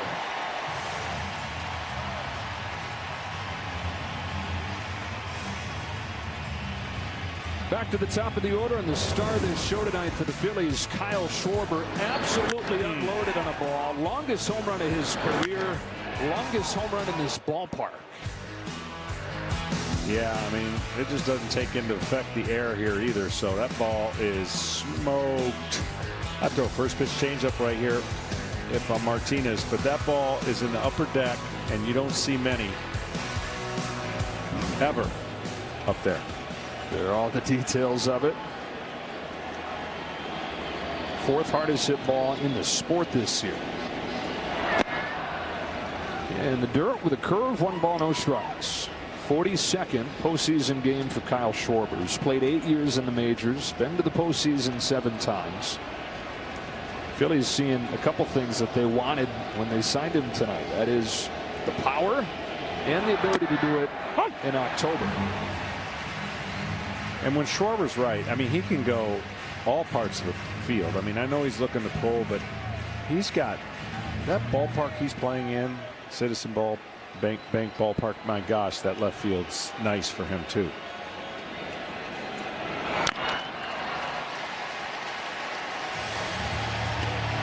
Play Resume sponsored by Indeed. 2 homers in this game. Schwarber and Harper. Schwarber's the hardest hit one of his career. Harper's the highest home run of his season. Both counted for 1.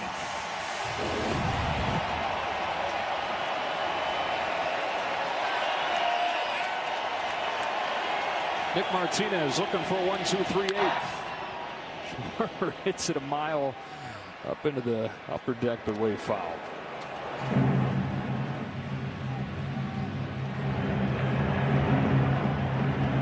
I know that this postseason especially will have a lot of question marks around it. Some of the teams that didn't go as far as they should. And a lot of it will be about when to pull somebody and the philosophy of pitching and all that stuff.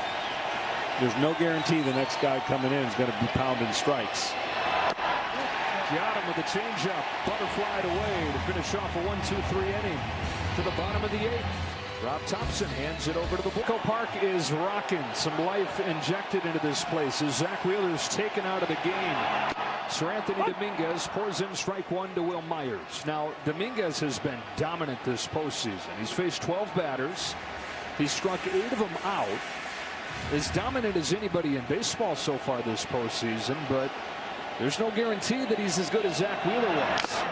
quickly ahead 0-2, and it very well may work out. Yeah, but the mindset though on the other team, the other side is like, all right, we'll try somebody else. Yeah, and you're right, and he might strike out the side, and I think that's just the trends of the way the game is being played, and they're going to play those percentages until they stop working. You saw Matt Vierman is coming to the game in left field. Defensive substitution for Kyle Schwarber. 1-2 on Myers, who has the lone hit of this game.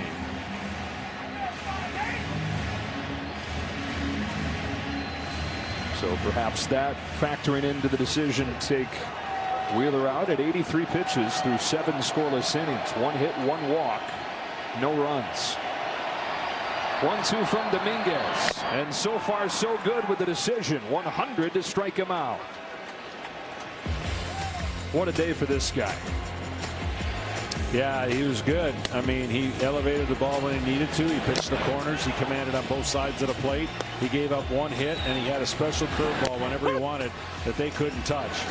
And it was just he's been pitching like this the last 3 starts for the Philadelphia Phillies, and the confidence goes up when you can throw a guy like him, Nola, and the same thing could be said for San Diego. I mean, Darvish pitched almost equally as good, just 2 mistakes that left the park. Ha-Sung Kim, ball 1. So Wheeler and Nola have started 5 of the 7 playoff games for the Phillies. And the rotation for the Phils, a 1.17 ERA. That's the best of any team in the playoffs. The 1-0 pitch. Popped up. Easy play, Alec Bohm. 2 up, 2 down for Dominguez. Let's go down to Tom. Oh, Joe, we talked about how electric the fastball was tonight for Zach Wheeler. How about this? 16 pitches to Manny Machado. 14 of them were fastballs. Got about all 3 times. 97, 97, 98. And those first pitch outs, 5 of those 6 first pitch outs were fastballs in the zone, beating the Padres with his fastball. Oh, old school country hardball from Zach Wheeler.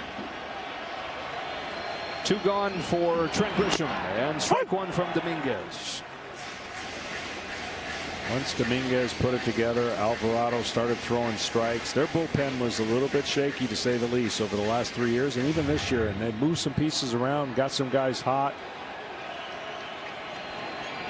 It's coming out of their hands. 100 to the inside edge. In Game 4 of the division series, the clinching game was essentially a bullpen game as Luis Garcia, the former Philly, gets ready. They got 3 innings from Syndergaard in that game, and then 5 relievers combined to finish it. 15 Ks, no walks in that bullpen game. Wow, absolute filth from Sir Anthony Dominguez. 1, 2, 3 in the 8th. NLCS between the Astros and the Yankees on TBS. Luis Garcia comes on to pitch. 2, 3, and 4 for the Phillies in the 9th. Rhys Hoskins takes strike 1, and Phillies fans are saying, hey, we recognize that guy. Spent the first 6 seasons of his career in Philadelphia and has been on a journey since. Padres are his 5th different team over the last 5 years. 35-year-old having a nice season. Home with an 0-1 pitch. And ahead 0-2. Well, good luck trying to hit that pitch. 42 strikeouts on it. How's this? 0.48. Yeah. Average. Is that pretty good? That's pretty good. Yeah. 3 for 60 against his slider. Yeah.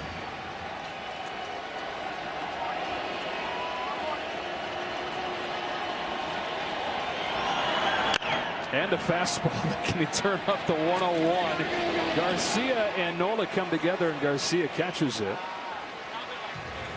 for the first out of the 9th. Attaboy. Take charge, Come on, pitchers. Don't give in. A quick word after this catch. We got to give it its due. It's a pitcher taking charge, making a catch. I mean, what's easier? Pitcher doing that or catcher over the shoulder? I mean, that's an impressive display of all things good right there. Pitcher coming off the mound to catch it. Now a quick word from Evan Williams Bourbon. Postseason calls for award-winning bourbon. Evan Williams, 1783 Small Batch.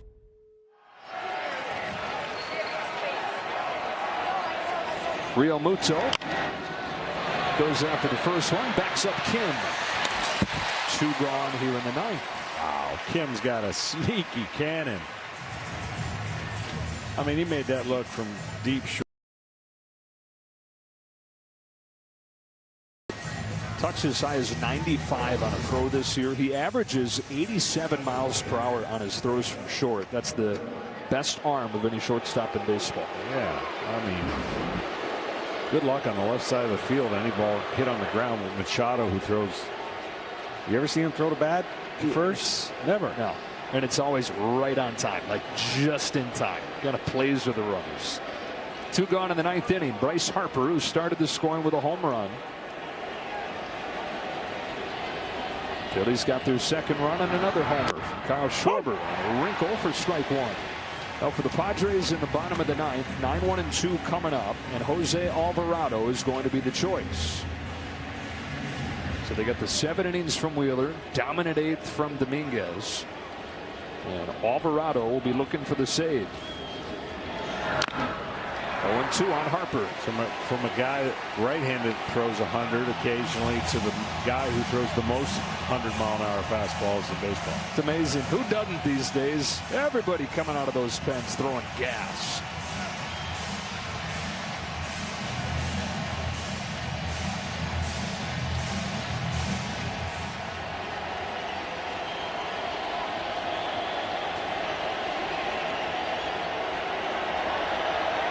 Garcia's 0-2. A Padre offense that has scored in one of its last 20 innings. Try to beat the buzzer here in game 1.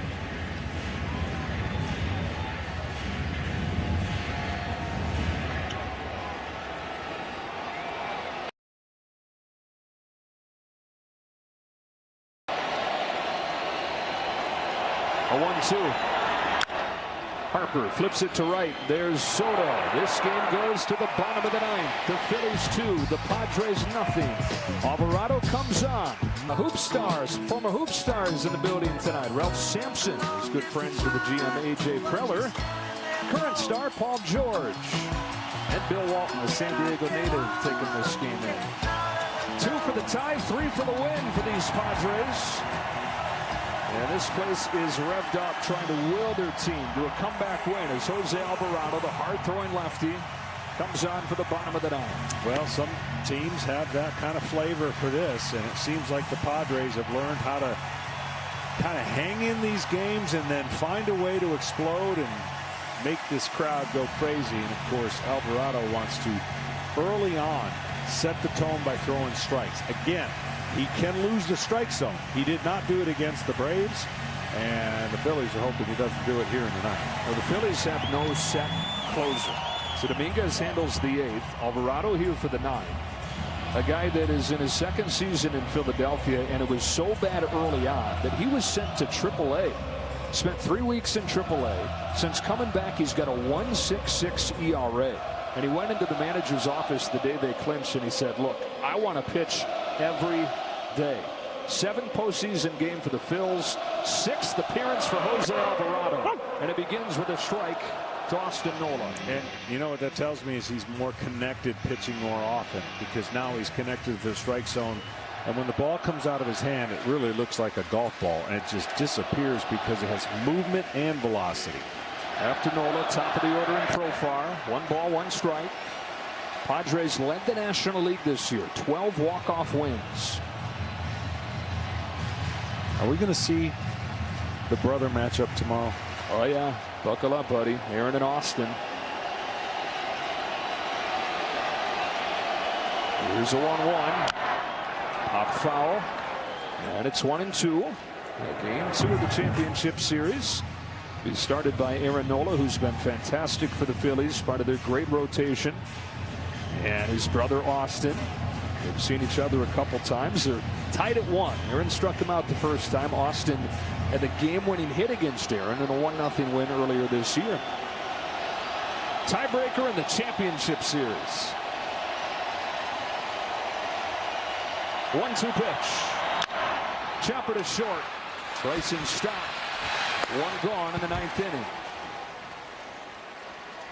can't say enough of what Stott has been able to do since playing shortstop for the Philadelphia Phillies. Of course, Didi Gregorius was there, and Stott, well documented when he got called up, overmatched at the plate, and he's really helped solidify that defense for the Phillies, which was a huge question mark coming into the season. He's helped solidify it at short. Getting Marsh in center field has helped. They're able to do things here in the postseason like we saw earlier. Defensive sub in one of the corners. Matt Vierling in for Schwarber in left, showing things up as best they can. And a tight game here. 2-0 as Profar stands in. Ball one. Well, Profar has one job, and it doesn't matter if he gets hit by a pitch, walk, bloops a hit. He's got to get on base for the boys behind him to bring the tying run to the plate. It's what he did in the decisive inning in the division series. He's ahead 2-0. He walked against Tommy Kahnle to start that 5-run 7th inning. And then they got 4 consecutive singles in an inning that they're going to talk about for years here in San Diego.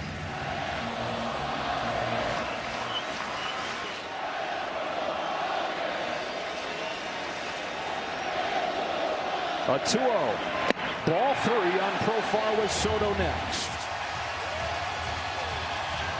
Almost guiding a couple after he went ball 1, just trying to place it in that strike zone, and he's got to let it eat in the strike zone is where he's been successful. Strike 1.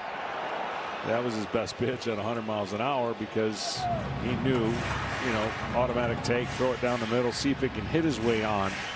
Definitely don't want to walk him. On a 3-1 pitch, Profar watches ball 4. And Juan Soto comes to the plate representing the tying run.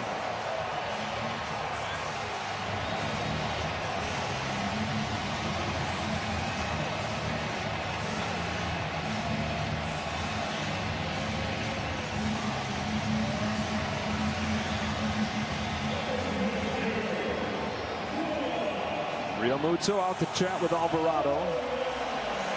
And Juan Soto, one of the greatest young hitters the game has ever seen. It's been a rocky couple months in San Diego. Had his biggest hit the last time he came up in a big spot. He tied the game against the Dodgers on Saturday night. He's got a chance to do the same here in game 1 of the championship series. He likes to see pitches and not afraid to hit deep in the count. But if there's ever a time where he's cherry picking one pitch, could it be here after a walk trying to drive something?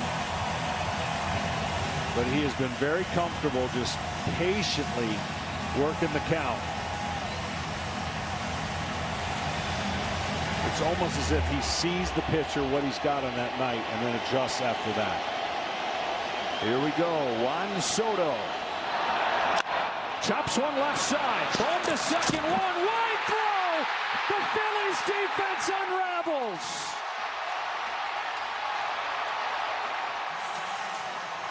Because of the shift, that's why that was a tough play. You're asking Bohm to hit a shortstop that's not supposed to be there. But because they have the shift, watch what he's doing. See, the first move by Stotts was the wrong move. And so now he wasn't able to go to the bag, and he wasn't in position to handle that throw, leading him towards first base. The first move by Stotts was the one towards third base, and because that's an awkward position for the shortstop to turn the double play, a little bit of chaos here. The Phillies defense was the biggest reason for concerns for them this year. It remains that, even though they've shorted up, and it rears its ugly head at the worst time and opens the door for Manny Machado. The tying run is now aboard. Machado represents the winning run. This is the Padres year in a nutshell.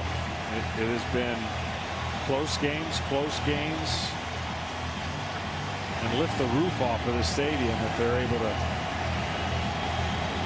win this game here in the ninth.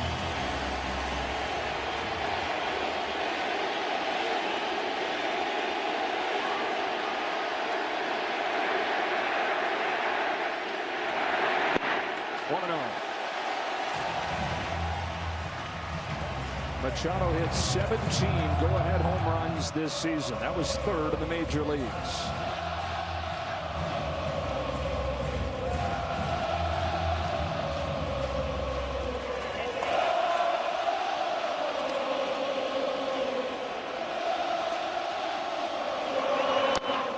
Strike one. Well, the outfield's playing as deep as they can. They want to cut off any double because Soto can run it first. And playing deep, anything that's not hit firm is going to fall in. But they're trying to protect against that second run. They don't really care about that first run at second base. Off the end of the bat to right. Castellanos is there. 2 gone in the 9th inning as Alvarado gets Machado. And a momentary sigh of relief for the Phillies and their fans. Not out of the woods yet as Josh Bell comes up.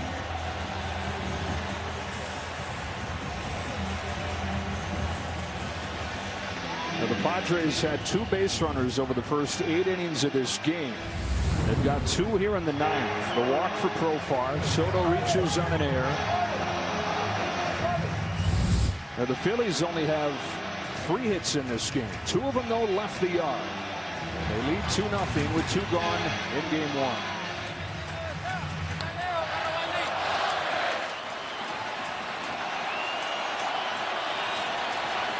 Josh Bell, the other part of the Soto trade.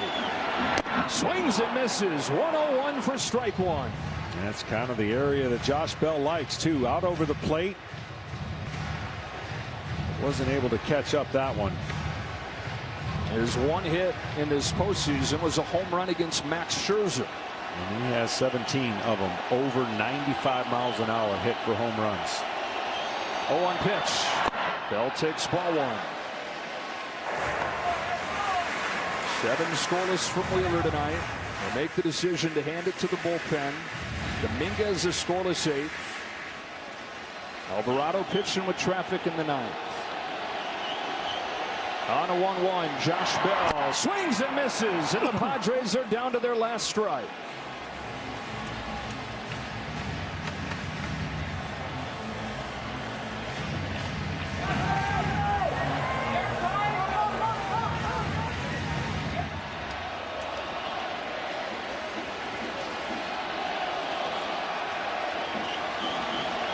Tying run aboard, winning run at the plate. 2 gone 9th inning. 1-2 pitch. Got him! Phillies take game